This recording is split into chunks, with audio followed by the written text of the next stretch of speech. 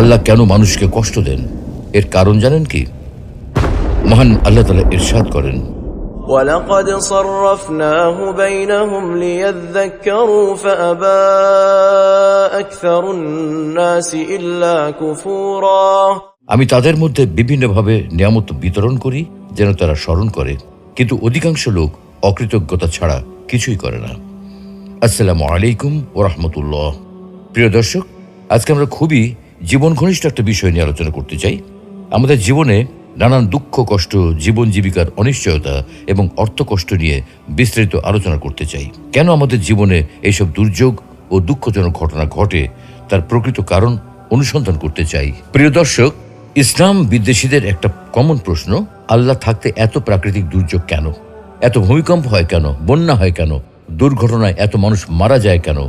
স্রষ্টা যদি থেকেই থাকেন, তবে তিনি কেন মানুষকে এত দুঃখ, কষ্ট ও বিপদ দেন? স্রষ্টা যদি থাকতেন, তবে তার সৃষ্টিকে সাহায্য করতেন, এভাবে তাকে বিপদের মধ্যে রাখতেন না। আমরাও অনেক সময় বলি, আল্লাহ কেন আমাকে এত কষ্টের জীবন দিলেন, যেখানে অন্যরা কত শান্তিতে আছে? আমার কপালে এরকম শয়তান স্বামী পড়লো কেন? আমার কপালে এরকম জল্লাদ বউ পড়লো কেন? আমি তো 5 ওয়াক্ত নামাজ পড়ি, রোজা রাখি, কোনোদিন ঘুষ খাইনি, কিন্তু তারপরেও আমার ক্যান্সার হলো কেন? সত্যি যদি আল্লাহ নামে কোনো সত্তা থেকেই থাকেন, তাহলে পৃথিবীতে এত দুঃখ কষ্ট কেন? আসলে পৃথিবীতে কোনো সমস্যা থাকার মানে এই নয় যে কোনো পরম করুণাময় সৃষ্টিকর্তা নেই, বরং এটাই প্রমাণ হয় যে আপনি আমি সৃষ্টিকর্তা সম্পর্কে নিজে নিজে কিছু একটা ধারণা করে বসে আছি, যা মোটেও সঠিক নয়। বিশ্বের 40% মানুষের ইন্টারনেট ব্যবহার করার সামর্থ্য নেই। 10 থেকে 15% মানুষ ইন্টারনেট জিনিসটা চেনেই না। আপনি ইন্টারনেট ব্যবহার করেন তো? আপনি যখন এই ভিডিওটা দেখছেন, তখন বিশ্বের প্রতি 7 জনের মধ্যে অন্তত 1 জন মানুষ অভুক্ত বা না খেয়ে আছে। আপনি খেয়েছেন তো? বাংলাদেশে প্রতি মিনিটে অন্তত 1 জন মানুষ মারা যায়। আপনি যতক্ষণ ধরে এই ভিডিওটা দেখছেন, ততক্ষণে অন্তত 3 জন মানুষ মারা গেছে, আপনি এখনো বেঁচে আছেন। এভাবে আল্লাহ তাআলা বিভিন্নভাবে, নানা উপায়, বিভিন্ন ক্ষেত্রে আমাদেরকে নিয়ামত দান করেন। ইরশাদ হচ্ছে, وَلَقَدْ صَرَّفْنَاهُ بَيْنَهُمْ لِيَذَّكَّرُوا فَأَبَى أَكْثَرُ النَّاسِ إِلَّا كُفُورًا। আমি তাদের মধ্যে বিভিন্নভাবে নিয়ামত বিতরণ করি যেন তারা স্মরণ করে, কিন্তু অধিকাংশ লোক অকৃতজ্ঞতা প্রকাশ করা ছাড়া কিছুই করে না। আমরা যদি আল্লাহর নিয়ামত গুনতে থাকি, তাহলে কখনো তা গুণে শেষ করতে পারবো না। কিন্তু অধিকাংশ সময় আমরা এত বিপুল নিয়ামত পাওয়ার পরেও শুকরিয়া আদায় না করে উল্টো অকৃতজ্ঞতা প্রকাশ করি। বরং মহান আল্লাহ রাব্বুল আলামিন মানুষকে সবচেয়ে বেশি ভালোবেসে তার নিয়ামতের ভান্ডার মানুষের জন্য উন্মুক্ত করে দিয়েছেন।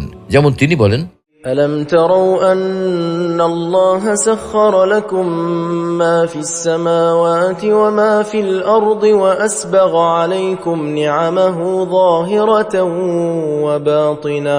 তোমরা কি দেখো না, আল্লাহ নভমণ্ডল ও ভূমণ্ডলে যা কিছু আছে সবই তোমাদের কাজে নিয়োজিত করে দিয়েছেন এবং তোমাদের প্রতি তার প্রকাশ্য ও অপ্রকাশ্য নিয়ামতসমূহ পরিপূর্ণ করে দিয়েছেন। তাহলে প্রশ্ন আসে যে মহান আল্লাহ রাব্বুল আলামিন যদি মানব জাতিকে এত নিয়ামতি দিয়ে থাকেন, এত অনুগ্রহই করে থাকেন, তাহলে তিনি কেন মানুষকে বিপদ আপদে ফেলেন? মানুষকে কেন তিনি কষ্ট দেন? আর মানুষকে কষ্ট দিয়ে তার লাভটা কি? তাই আল্লাহ তাআলা নিজেই এই প্রশ্নের উত্তর দিয়েছেন। মানুষকে তিনি কেন কষ্ট দেন? এত অসীম রহমতের অধিকারী হওয়া সত্ত্বেও কেন তিনি মানুষকে বিপদ আপদ দেন? তার উত্তরে পবিত্র কোরআনুল কারিমে স্বয়ং আল্লাহ রাব্বুল আলামিন নিজেই বলেছেন, وَلَنَبْلُوَنَّكُمْ بِشَيْءٍ مِّنَ الْخَوْفِ وَالْجُوعِ وَنَقْصٍ مِّنَ الْأَمْوَالِ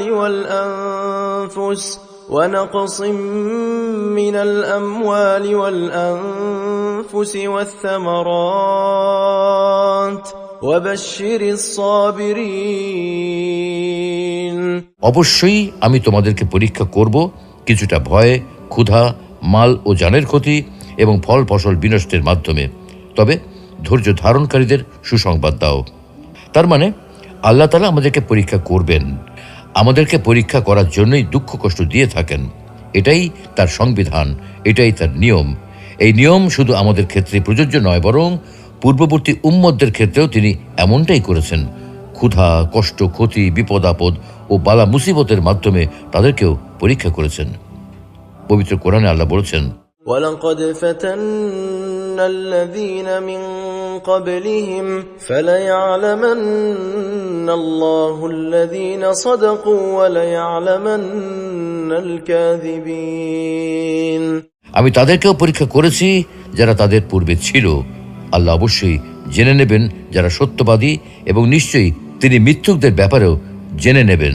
প্রিয় দর্শক, এতক্ষণের আলোচনা থেকে আল কোরআনের ভাষায় বলা যায়, নিশ্চয়ই আল্লাহ তাআলা আমাদের ঈমান পরীক্ষা করার জন্যই বিভিন্ন সময় আমাদেরকে বিপদ আপদ দিয়ে থাকেন। তাফসীর ইবনে কাসিরে সূরা বাকারার 155 নম্বর আয়াত এর ব্যাখ্যা করা হয়েছে এইভাবে যে নিশ্চয়ই আমি তোমাদেরকে ভয় ও ক্ষুধা এবং ধন সম্পদ, জীবন ও ফল ফসলের ক্ষয়ক্ষতি দ্বারা পরীক্ষা করব, তবে ধৈর্যশীলদের সুসংবাদ প্রদান করো।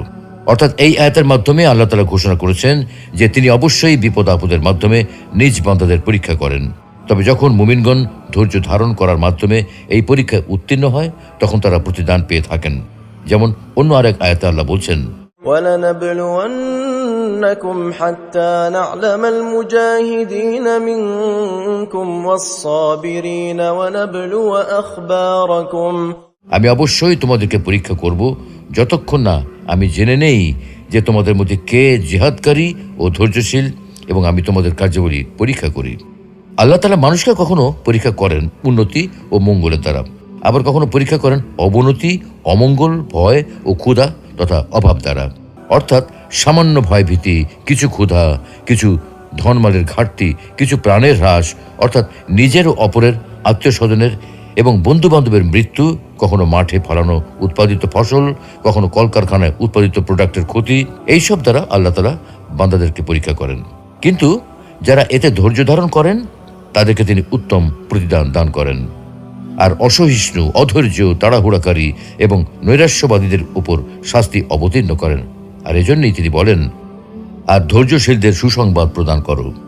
কোন কোন মুফাসসির বলেন, এই আয়াতে ভয় দ্বারা মহান আল্লাহর ভয় এবং ক্ষুধা দ্বারা সাওম উদ্দেশ্য, আর কিছু ধন সম্পদের ঘাটতি দ্বারা যাকাত উদ্দেশ্য, কিছু প্রাণের হ্রাস দ্বারা রোগ ও দুর্ঘটনায় মৃত্যু উদ্দেশ্য, এবং ফল ফসলের ক্ষয়ক্ষতি দ্বারা সন্তান সন্ততির ক্ষতির উদ্দেশ্য। এইসব উক্তির বিষয়ে আমাদের হয়তো আরও গবেষণা করা প্রয়োজন। কিন্তু একটা বিষয় খুবই পরিষ্কার, পরীক্ষা করা ব্যতীত এবং পরীক্ষা পাশ হওয়া ব্যতীত আল্লাহ তাআলা সাধারণত কাউকে কোনো পুরস্কার দান করেন না। বিপদ আপদে আল্লাহর উপর নির্ভরশীলতার উপকারিতা। সুপ্রিয় দর্শক, উপরের আয়াতের ব্যাখ্যা বিশ্লেষণে আমরা দেখেছি যে আল্লাহ তাআলা ধৈর্যশীলদের পুরস্কার দান করেন। এখন কথা হলো, ধৈর্যশীল কারা? ধৈর্যশীলদের পরিচয় বর্ণনা করে আল্লাহ নিজে ঘোষণা দিচ্ছেন যে এই সব লোক তারাই যারা সংকট, সংকীর্ণতা ও বিপদ আপদের সময় ইন্না লিল্লাহ পড়ে এবং একথার দ্বারা নিজেদের মনকে সান্ত্বনা দেয় যে সেটা করার অধিকার আল্লাহর আছে। তখন বান্দার এই উক্তি ও মনোভাবের কারণে তার উপর আল্লাহর রহমত, দয়া ও অনুগ্রহ অবতীর্ণ হয়। সে শাস্তি হতে মুক্তি লাভ করে এবং সুপথ প্রাপ্ত হয়। আমিরুল মুমিনিন ওমর ইবনে খাত্তাব রাদিয়াল্লাহু তাআলা আনহু বলেন, সম্মান অর্জনের জন্য দুটি জিনিসের প্রয়োজন, একটি হলো সালাত আর একটি হলো রহমত। কিন্তু এই দুটির একটি মধ্যবর্তী জিনিস রয়েছে, আর সেটা হলো হিদায়াত। এগুলি ধৈর্যশীলরা লাভ করে থাকেন।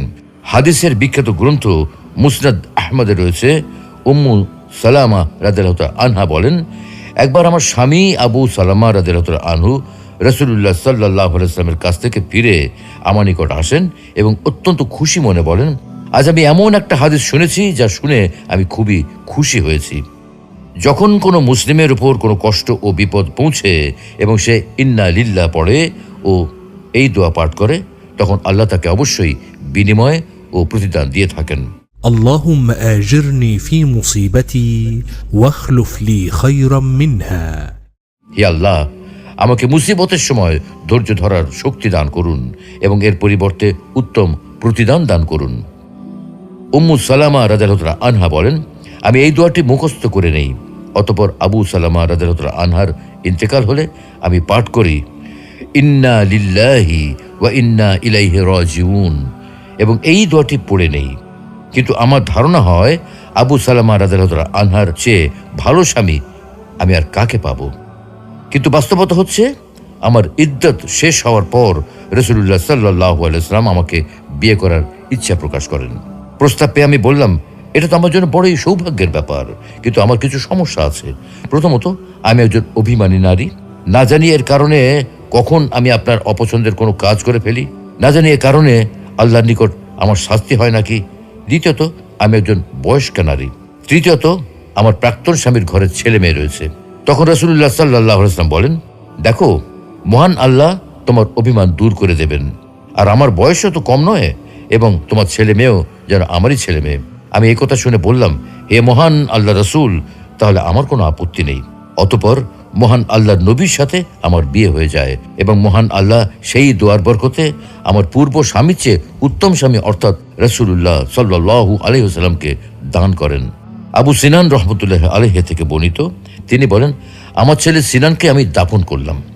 কবরের কিনারায় আবু তালহা আল খাওলানি রহমতুল্লাহ আলাইহি বসা অবস্থায় ছিলেন। কবর হতে আমি যখন উঠে আসতে চাইলাম, তখন আমার হাত ধরে তিনি বললেন, হে আবু সিনান, আমি কি তোমাকে একটা সুসংবাদ দেব না? আমি বললাম, অবশ্যই দিন। তিনি বললেন, রাসূলুল্লাহ সাল্লাল্লাহু আলাইহি ওয়াসাল্লাম বলেছেন, কোন বান্দার কোন সন্তান মারা গেলে আল্লাহ তাআলা ফেরেশতাদের প্রশ্ন করেন, তোমরা কি আমার বান্দার সন্তানকে ছিনিয়ে আনলে? তারা বলে, হ্যাঁ। পুনরায় আল্লাহ তাআলা প্রশ্ন করেন, তোমরা কি তার হৃদয়ের টুকরাকে ছিনিয়ে আনলে? তারা বলে, হ্যাঁ। পুনরায় তিনি প্রশ্ন করেন, তখন আমার বান্দা কি বলেছে? তারা বলে, সে আপনার প্রশংসা করেছে এবং ইন্না লিল্লাহি ওয়া ইন্না ইলাইহি রাজিউন পাঠ করেছে। এটা শুনে আল্লাহ তাআলা বলেন, জান্নাতের মধ্যে আমার এই বান্দার জন্য একটি ঘর তৈরি করো এবং তার নাম রাখো বাইতুল হামদ, প্রশংসালয় বা প্রশংসার ঘর। কারণ এই ঘরের অধিবাসী বান্দা বিপদে পড়ার পরেও আমার উপর ভরসা রেখেছে এবং আমার প্রশংসা করেছে। প্রিয় দর্শক, এতক্ষণ ধরে আমরা যে সকল আয়াত ও হাদিস উল্লেখ করেছি, সেগুলো থেকে সুস্পষ্টভাবে বোঝা যায় যে আল্লাহ তাআলা আমাদেরকে পরীক্ষা করবেন বিভিন্ন বিপদ, দুঃখ, কষ্ট, ক্ষতি ইত্যাদি দিয়ে। আমাদের পূর্বে যেসব মানুষ ছিল, যেসব উম্মত এসেছিল, তাদের সবাইকেই আল্লাহ তাআলা কোনো না কোনোভাবে পরীক্ষা করেছেন। আমাদেরকেও তিনি কোনো না কোনোভাবে পরীক্ষা করবেন। আমাদেরকে সেই পরীক্ষায় উত্তীর্ণ হতে হবে। এই পরীক্ষার মাধ্যমে বের হয়ে আসবে কারা ধৈর্যশীল, কারা তার উপর ভরসাকারী, আর কারা তার প্রতি অকৃতজ্ঞ ও হতাশাবাদী। আমরা যদি এই পরীক্ষায় উত্তীর্ণ হতে পারি, তবে পুরস্কার হিসেবে রয়েছে জান্নাত, আর না হতে পারলে জাহান্নাম। তাই আমাদেরকে ধৈর্যশীল হতে হবে, কারণ আল্লাহ আগেই আমাদেরকে জানিয়ে দিয়েছেন তিনি আমাদেরকে পরীক্ষা করবেন বিপদ আপদ, দুঃখ, কষ্ট ইত্যাদির মাধ্যমে। যেহেতু আমাদেরকে আগে পরীক্ষা করার কথা জানিয়ে দেওয়া হয়েছে, তাই আমাদেরকে সেই পরীক্ষাতে উত্তীর্ণ হতেই হবে। আপনি আল্লাহর নেওয়া এই পরীক্ষায় সফল না হতে পারলে শাস্তি হিসেবে রয়েছে জাহান্নাম। আপনি এই পরীক্ষায় উত্তীর্ণ না হয়ে যদি জাহান্নামে যান, তবে এই জাহান্নামে যাওয়ার জন্য আপনি নিজেই দায়ী থাকবেন। কোনোভাবেই আপনি আল্লাহকে দোষারোপ করতে পারবেন না, কারণ আল্লাহ আপনাকে কোরআনের মাধ্যমে আগেই জানিয়ে দিয়েছেন তিনি আপনাকে পরীক্ষা করবেনই। তাই সর্বদা ধৈর্যশীল থাকুন, তার উপর ভরসা করুন এবং আল্লাহর শুকরিয়া আদায় করুন। আল্লাহ রাব্বুল আলামিন আমাদের সকলকে বিপদ আপদে ধৈর্য ধারণ করার তৌফিক দান করুন, সকল দুঃখ কষ্টে ধৈর্য ধারণ করার তৌফিক দান করুন, আর্থিক অভাব অনটনের সময়ে ধৈর্য ধারণ করার তৌফিক দান করুন, রোগ শোকের সময় ধৈর্য ধারণ করার তৌফিক দান করুন, স্বজন প্রিয়জন হারানোর সময়ও ধৈর্য ধারণ করার তৌফিক দান করুন। আমিন।